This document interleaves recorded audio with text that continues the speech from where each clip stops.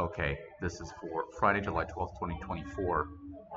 The wonderful article email from Keith Fitzgerald. This is a unique email because it's not necessarily a top 5 list. This is a deep dive into what just happened with the trading days. Let's jump right into the email, and it explains everything very succinctly, just as he promised it would, with prescient predicting abilities just last weekend. So let's go to it right now. So it says, look, the truth about rotation, what to do next and why. So good morning. Earnings season is finally underway, and there's already a clear difference between the companies you want to own and the companies you probably don't. JP Morgan's versus Wells Fargo, for examples. Well, we'll get to that soon enough. First, though, let's spend a minute talking about yesterday's selling. As I noted in last Sunday's video short, I would be very surprised if traders didn't come storming out of the gate to the downside at least once this week, given the amount of money on the table. And right on cue, blammo. The official story about what happened is rotation, meaning that money rotated from one sector to another is, in this case, from tech to everything else. Only that dog don't hunt, as my grandfather would say. Rotation is a myth. Rotation implies that the markets are a zero-sum game because investors move their money from one sector to another. If money comes out of tech, it must there go for into value or dividends or bonds or something else, according to pundits, then back again. That's not how the game is played. The markets continually create new profits as prices rise and fall. That's why over time, long-term investing gains tend to overshadow short-term trading results. Big dips bring more stable, less active money into the markets in search of new opportunity every time.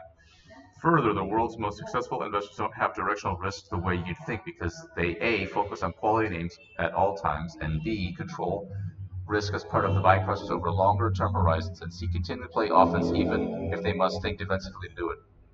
If that sounds familiar, it should. I encourage you to do the same thing, think constantly. What really happened? That's a more interesting question. We may never know. The way the selling unfolded and the speed at which it hit specific stocks makes me suspect one of two things. Number one, a major hedge fund or some other member of the go fast crowd got caught offsides with too much leverage and either had to sell or was forced to sell. It's not quite an Archegos situation, but the mechanics are similar, particularly as computer trading so fast humans can't keep up, swing into action. Passive investing also plays a role most investors don't expect. Number two, someone with a boatload of options wanted out, which in turn created a tail wags the dog scenario via a process called pinning. It's a very nasty game in which major players attempt to drive specific stocks towards specific prices as options expire, with the goal of being able to maximize profits by hosing those holding contracts, which allows the manipulators to collect their premiums without having to pay out. It's illegal, of course, but the SEC doesn't seem to have the ability or care to enforce the practice, which I might add is increasingly camouflaged by passive investing, computerization, and 24-hour markets. What's next? The markets have a very defined upside bias over time, so it makes sense to play to that even if there's more selling to come. My guess is that there will be quite a bit of green on the board, but that's besides the point. The only question you need to sort out is your perspective. If you're thinking 24 hours from now, the odds of a higher close are slightly more than 50-50, technically 53%. I know because I run these numbers nightly. If you're willing to give it 3 to 5 years, now you're talking 83%.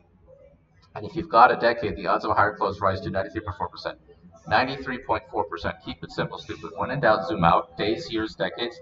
You know what to do. And if you don't, and would like some help, or even just a kick in the asteroids along with a healthy dose of confidence that comes from knowing you own the right companies and are on the right track, and the peace of mind that comes with this, I'm here.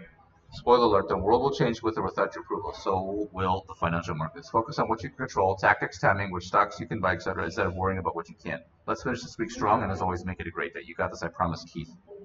So that was a very nice email for Friday morning for all the investors to understand what exactly happened, debunking the myth of rotation, and giving some speculations about what really happened. And that was a very interesting email, and very happy to have been with Keith this whole week with his great emails. Good job, Keith.